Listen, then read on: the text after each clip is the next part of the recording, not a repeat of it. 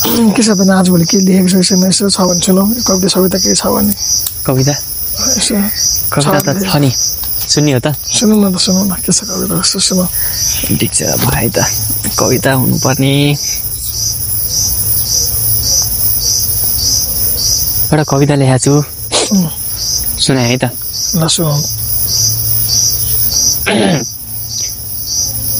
तिमीलाई लाग्दो फुल बनेर फुल्छु एक दिन सबैको प्रिय भन्छु तिमीलाई लाग्दो फुल बनेर फुल्छु एक दिन सबैको प्रिय भन्छु तिमीलाई के थाहा यो दुनिया तिम्रो सुन्दरता निमोट्न आउँछ फेरि तिमीलाई लाग्दो हो जुन बनेर एक दिन उदाउँछु आकाशमा फेरि तिमीलाई लाग्दो हो जुन बनेर एक दिन आकाशमा उदाउँछु तिम्रो शीतलता छोडेर दुनिया दाग हेर्न आउँछ सत्य त यो हो कि तिम्रो प्रतिभासँग कसैको चासो छैन सत्य त यो हो कि तिम्रो प्रतिभासँग कसैको चासो छैन निर्धक्क मर्नलाई पनि यो दुनियासँग हातमा पासो छैन सत्य त यो हो कि तिम्रो प्रतिभासँग कसैको चासो छैन निर्धक्क मर्नलाई पनि यो दुनियासँग हातमा पासो छैन जब तिमी तिम्रा लागि फुल्न थाल्छौ एक दिन दुनिया तिमीलाई निहार्न आउँछ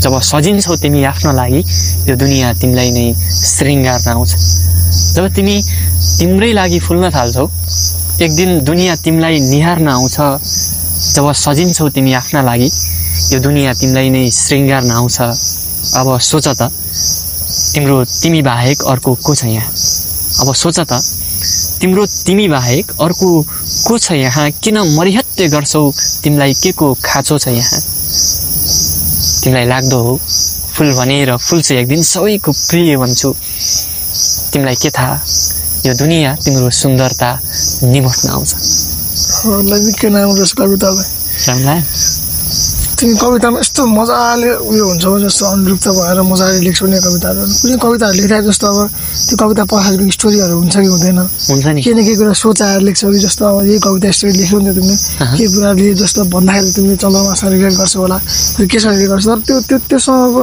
सन्दर्भको कुरा चाहिँ जस्तो एकछिनलाई मान्नु यही कविता चाहिँ के सोचेर लेखेको थियो तिमीले यसो के कुराले तिमीलाई यो लेख्नलाई बाध्य गर्यो हुन्छ नि कविताको प्रत्येक कविताको पछाडि एउटा कहानी हुन्छ अनि प्रत्येक कविताको कहानी नै हुन्छ केही न केही घटना घट्छ अथवा केही न केही सोच आउँछ अनि त्यो सोचमा आधारित भएर अनि कविता लेखिन्छ कविता ठुलो कहानीको एउटा सानो साहित्यिक स्वरूप हो कि अनि त्यसरी हेर्दा प्रत्येक कवितामा त केही न केही हुने नै भयो यो कविता मैले कसरी लेखेको भने प्राय कहिलेकाहीँ लाग्छ नि मान्छेलाई म यस्तो काम गर्छु म यस्तो भन्छु होइन यो गर्छु त्यो गर्छु अनि समाजले मलाई वाहवाही गर्छ मेरो बारेमा राम्रा कुराहरू गर्छ मैले जे कुराहरू प्राप्त गरेँ त्यसको बारेमा चाहिँ नि प्रशंसा गर्छ मेरो नाम हुन्छ त्यो तरिकाले सोच्छौँ कि हामीले कहिलेकाहीँ समाजलाई पनि फाइदा हुन्छ मलाई पनि फाइदा हुन्छ एउटा कहानी बनाउँछ हामीले सोच्छौँ तर वास्तवमा त्यस्तो कहिले पनि हुँदैन कि समाजसँग हाम्रो कहिले पनि चासै हुँदैन यदि चासो भइहाल्यो भने हाम्रो कमजोरी पक्षको मात्रै चासो हुन्छ समाजसँग जहिले समाज हाम्रो कमजोरी पक्ष मात्रै औल्याउन थाल्छ समाउन खोज्छ तर वास्तविक मेरो प्रतिभा के हो मैले दिन खोजेको कुरा के हो त्यसमा कहिले पनि समाज आउन चाहँदैन अनि त्यसरी सोच्दाखेरि अनि मैले लेखेकै जसरी अब तिमीलाई लाग्दो हो फुल बनेर फुल्छु एक दिन सबैको प्रिय भन्छु फुल त सबैको प्रिय हुन्छ नि त फुल भनेपछि सबैले वाह भनेर हेर्छन् प्रिय भन्छन् तर वास्तवमा समाज त्यो फुलको सुन्दरतालाई हेर्दैन के त्यो सुन्दरताले निमोट्न आउँछ होइन अनि समाज छ नै यस्तै हामीले अरू कसैका लागि सोचेर अथवा यो गर्ला त्यो गर्ला भनेर सोचेर केही प्राप्ति गर्न चाहन्छौँ त्यसको बारेमा कर्म गर्न खोज्छौँ भने त्यसले मलाई फाइदा हुनेवाला केही पनि छैन किनकि म निमोठिनुपर्छ अब जस्तो फेरि जुन बनेर एक दिन आकाशमा उदाउँछु तिम्रो सोध्छौ होला जुन बनेर एक दिन आकाशमा उदाउँछु तिम्रो सुन्दरता छोडेर मान्छे दाग हेर्न आउँछ सुन्दरता छोडिदिन्छ मान्छे डाक्छ चन्द्रमा पनि डाक्छ भनेर भन्छ नि दुनियाँ अनि त्यही भएर मान्छे जहिले पनि म के गरिरहेको छु भने यो फलानुले त यस्तो राम्रो काम गरिरहेछ है यसलाई सपोर्ट गर्नुपर्छ साथ दिनुपर्छ भन्ने हुँदैन कसरी मेरो चाहिँ नकारात्मक पाटोहरू औँल्याएर यसलाई तल झारौँ भन्ने समाजको सोच नै हुन्छ अनि यसो हुँदाखेरि अब गर्ने चाहिँ के भन्ने कुरा हुन्छ नि त। सत्य त यही हो कि समाजले कहिले पनि यसरी हेर्न चाहँदैन जस्तो सत्य त यो हो कि तिम्रो प्रतिभासँग कसैको चासो छैन, निर्धक्क मर्नलाई पनि यो दुनियाँसँग हातमा पासो छैन। जस्तो मानौ मलाई बाँच्न मन छैन, पीडा छ, एउटा उ थियो कि भनाइ थियो कि जो जीवनसँग हारे उनीहरूले सुसाइड गरे, जो जीवनसँग हारे सुसाइड, जति मान्छेले सुसाइड गर्छन् नि उनीहरूले जीवनसँग हारेरै गरे। यो त ध्रुव सत्य कुरा हो। तर अब यसको अर्थमा जो मान्छे बाँचिरहेका छन् यी मान्छे चाहिँ खतरा हुनु होइन कि यिनीहरूले मर्न साहसै गर्दैनन् कि, साहसै गर्दैन, नसकेको। अनि समाजलाई केवल नकारात्मक पाटोतिर मात्रै ध्यान छ, अरूको कुरै काट्नमा, अरूको चाहिँ नकारात्मक पक्षलाई उठाउनुमा ध्यान छ।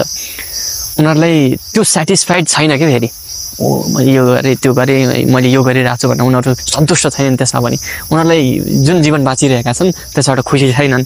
तर मर्नलाई पनि त हातमा पासो छैन त्यो दुनियाँसँग। दुनियाँ त अन्यलमा छ कि बिचमा छ कि, न मलाई सपोर्ट गर्न थाल्छ, न मलाई सपोर्ट गर्न खोज्छ, न मेरा नेगेटिभ पाटोलाई औँल्याएर ऊ सन्तुष्ट बन्छ, न आफ्नो जीवनसँगै सन्तुष्ट छ भनेपछि मर्नलाई पनि फेरि पासो छैन। त्यो समाज एकदम बिचमा छ कि, न केही गर्न सक्छ न त्यहाँबाट हट्न सक्छ। अनि यस्तो समाजलाई मैले आधार मानेर समाजको लागि मैले समाजमा नै बसेर अथवा समाज यस्तो कुरा हो भनेर समाजको लागि केही गर्न खोजेँ अथवा समाजमै बसेर केही गर्न खोजेँ, समाजलाई सँगै बटुलेर सँगै लगेर केही गर्न खोजेँ भने म कहीँ पनि पुग्नेवाला छैन, किनकि समाजै अन्यलमा छ कि होइन। अनि जब तिमी तिम्रा लागि फुल्न थाल्छौ एक दिन दुनियाँ तिमीलाई निहार्न आउँछ। जब म मेरा लागि के गर्न थाल्छु अनि समाजका लागि रहस्यमय भन्छ कि यो कुरा। जसरी सोक्रेटिस होइन, जसरी रजनीश ओशो, गौतम बुद्ध जब आफ्नो लागि गर्न थाले उनीहरूको पछि नेगेटिभ पाटो त औँल्याए ठिक छ, तर उनीप्रति रहस्य पनि जागृत हुँदै गयो कि जब तिमी तिम्रा लागि फुल्न थाल्छौ एक दिन दुनियाँ तिमीलाई निहार्न आउँछ। के छ त यहाँ भनेर के गर्न खोजिरहेछन् हेर्न आउँछ कि जब सजिन्छौ तिमी आफ्नो लागि यो दुनियाँ तिमीलाई नै श्रृङ्गार्न आउँछ। म मेरा लागि सजिन्न थाल्छु नि, जब समाजका लागि होइन मेरा लागि सजिन्न थाल्छु तब समाज पनि मलाई श्रृङ्गार्न आउँछ कि। त्यसैले अब सोच त तिमी बाहेक अर्को को छ यहाँ? कोही पनि छैन। मेरो लागि म बाहेक यहाँ कोही पनि छैन भने कसका लागि मैले के गर्नु? त्यसैले किन मर्यादा गर्छौ? तिमीलाई के को खाँचो छ यहाँ? किन मर्यादा गर्ने यहाँ? मलाई के खाँचो छ र? केही छैन। जे गर्छु मेरो लागि गर्छु, आफ्नो लागि गर्छु। अरू केही पनि खाँचो छैन यो समाजमा, यो प्रकृतिमा। जे छु म छु बस। आफ्नो लागि गर्दै गएपछि अरू पनि आइहाल्छ।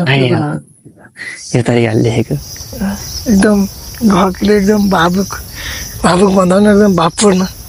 धन्यवाद। हजुरको कविताले एकदम मेरो थ्याङ्क यू भेरी मच। एकदम धन्यवाद। चैतन्यजीले एकदम शब्द उडायो मेरो। ठिक छ।